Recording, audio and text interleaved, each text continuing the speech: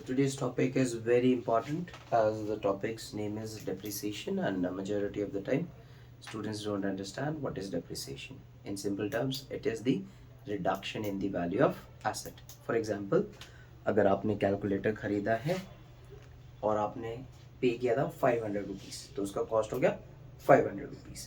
But आज अगर आप इसको बिक्री करने जाओ या you give it back to the shopkeeper, वो कभी भी आपको 500 रुपये वापस नहीं करेगा। ठीक है, तो क्या कर दिया आपने, क्या ऐसा चीज़ कर दिया कि उसकी वैल्यू कम हो गई? तो आपने कुछ नहीं किया। विद टाइम, विद यूजेज, हर एक चीज़ की वैल्यू गिरती है, हर एक चीज़ की वैल्यू में रिडक्शन आता है। So that reduction in the value of asset is called depreciation. समझ आया? और कभी कभी इट इज़ सो एक्सट्रीम कि आपने आईफोन खरीदा 1,50,000 रुपीज़ का, बट क्या हुआ, नेक्स्ट डे आपने बोला कि भैया ये लेटेस्ट मॉडल आ गया है, तो आप ये प्लीज़ वापस कर लो, एक्सचेंज कर लो और मेरे को दूसरा आईफोन दे दो। पता हो क्या बोले? वो आपको कभी भी वो 1,50,000 की वैल्यू नहीं देंगे, because you open the box. ठीक है, आपने उस चीज़ को यूज़ कर लिया, वो इस इलेक्ट्रॉनिकल इक्विपमेंट को यूज़ कर लिया, कितना क्या दे डोंट नो। ठीक है, सो डजेंट मैटर एक दिन या एक साल, रिडक्शन इन द वैल्यू होनी है।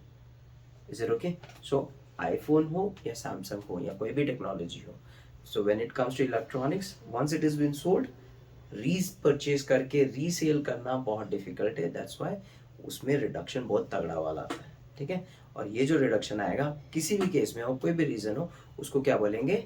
डेप्रीसिएशन। ये समझ आ गया? Okay. For you class 11 basic sums are there, but at the same time class 12 में भी होगा, याद रखना। ठीक है, जब आपको फाइनेंशियल स्टेटमेंट्स बनानी है, कंपनी अकाउंट्स दिया है या कोई कुछ और चीज़ दी है, there are so many other areas basically you will be doing under partnership. ठीक है, उसमें डेप्रिसिएशन बहुत इंपॉर्टेंट है। तो ज़्यादातर टाइम तो डेप्रिसिएशन की वैल्यू दी होगी, या इधर you have to calculate indirectly. ठीक है, बट यहाँ पे समझ लो कि डेप्रिसिएशन कैलकुलेट कैसा होता है और उसकी परसेंटेज कैसे कैलकुलेट की जाती है, and it is always annual, remember. ठीक है, नहीं भी बताया तो आप एनुअल कैलकुलेशन ही करोगे, मतलब एनुअल बेसिस पे ही कैलकुलेट करोगे, 3 मंथ्स 4 मंथ 5 मंथ्स के लिए नहीं करोगे। ठीक है, understood? until unless not asked in the question। अगर क्वेश्चन में बोला कि you have to calculate monthly, then you have to do it। क्या था क्लियर? ओके, तो इस क्वेश्चन को देखते हैं, बहुत सिंपल है।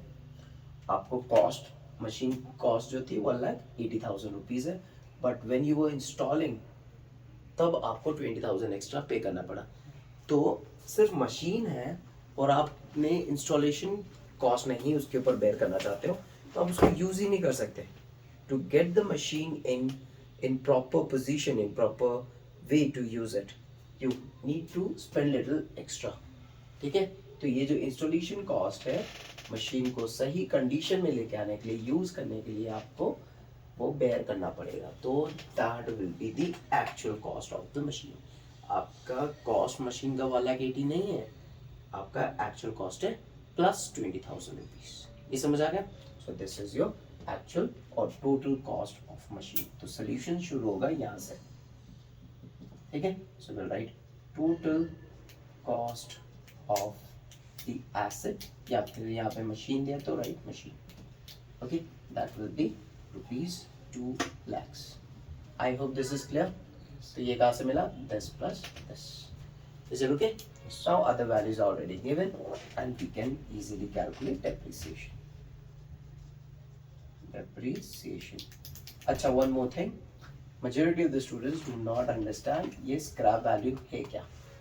ठीक है, तो scrap value ऐसी value है जो आपको you can get it back after the useful life।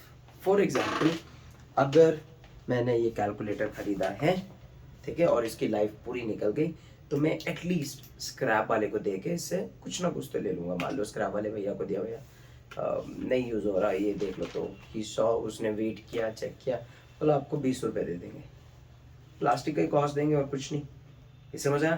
तो 20 रुपये दे देंगे, तो 20 रुपये became the scrap value of this asset. Am I clear? Same way आपने लैपटॉप खरीदा 1,00,000 रुपये का, ठीक है, और उसकी लाइफ थी 15 साल, लगा लो। 15 साल के बाद में आपने उसको कुछ अपग्रेडेशन नहीं किया, अपग्रेडेशन करने के लिए था भी नहीं कुछ। ठीक है, बेटर टेक्नोलॉजी आ गई, तो that laptop is of no use for you. तो when you give it to scrap, okay, that person gives you scrap value. He gives you very nominal, बहुत ही छोटा अमाउंट, ठीक है, but still gives you something. That value is called scrap value. मतलब अब use होना ही नहीं है और स्क्रैप में जाना है उसको, ठीक है. बेस्ट एग्जाम्पल आएगा जब आपने गाड़ी चलाना बंद कर दिया, totally gone, okay, that car is not being use, तो उसमें स्क्रैप वैल्यू आपको तब भी अच्छा ही मिल जाता है, क्योंकि उसमें मेटल रहता है और मेटल्स का कॉस्ट विद टाइम इंक्रीज होता है, ठीक है. तो वो आपको करंट वैल्यू पे मिल जाएगा. तो मेटल्स है उसमें बहुत सारे, ब्रास है, ब्रॉन्ज है, कॉपर है, आयरन है, ठीक है, स्टील है. तो हर एक चीज़ अलग अलग आप एज स्क्रैप में बिक्री करोगे, ठीक ठाक अमाउंट आपको मिल जाता है. I am not saying exactly आपको कार की वैल्यू मिलेगी, बट ठीक ठाक रीजनेबल अमाउंट को मिलेगा, ना कि कैलकुलेटर की तरह कि आपको मिल गया 5% 10%, ठीक है. समझ आया? मतलब आपको कार में 5 to 10% आराम से मिल ही जाता है. ये कैलकुलेटर तो आपको 10 रुपये 20 रुपये मिल रहे हैं और खरीदते रहे आप 500 पे, तो कैलकुलेट कर लो, कुछ भी नहीं है. Okay, clear? ऑलराइट. तो scrap value is clear, the value which you can still get after the useful life of the asset, ठीक है, as a scrap. Now let's calculate depreciation. तो when the question is given this way, it's quite easy, because you will take total cost minus scrap value divided by life of the asset. ठीक है, clear? yes. और इसी को बाद में percentage में भी कैलकुलेट करना है, तो that will be percentage of depreciation will be whatever depreciation you are getting divided by total cost into 100 and percentage sign. Clear? ये दोनों फॉर्मूले लगाने हैं. Okay, now those who are very good with the calculations, video को pause कर दो and then calculate करो फटाफट. Okay,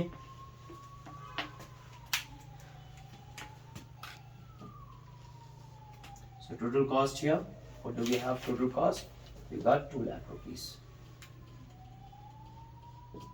Scrap value we got 40,000. Life is 10 years. ठीक है, so this will give us 1,60,000 divided by 10. Is it okay? And remember, this will be always in terms of rupees. Clear? So you'll be getting rupees 16,000 rupees. ठीक है, that will be 16,000 rupees. Is it okay? Clear? समझ आया? Total cost थी 2 लाख रुपए, ठीक है. Scrap value 40,000, you reduced it, you got 1,60,000 rupees. Life at 10 years, okay, divided by 10, so you'll be getting 16,000 rupees. Clear? 0 got cancelled. Now let's see the percentage part. So depreciation you got rupees 16,000. Total cost you have 2 lakh rupees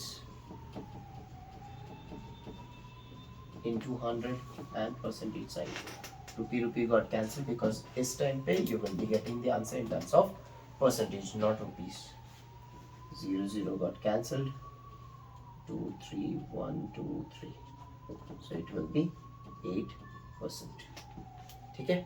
Now for CBSE students, remember, CBSE students, many of the institutes do not allow you to use calculators, so this is how you have to cancel out and calculate. ठीक है. For MBOS people, you are allowed to use calculator, तो time waste नहीं करना है, ठीक है. Quickly use your calculator, save your time for other topics. समझ आ गया? Those who have the option to use the calculator, do make use of it. Okay. और कैलकुलेटर ये नहीं कि सिर्फ एग्जाम के टाइम पे लेके जाएंगे, otherwise you'll be searching for the buttons. It's better to make a habit of using calculator and get your hands and fingers very fast. ठीक है. With this tip, you have any questions, you can ask me in the comment box. Thank you so much.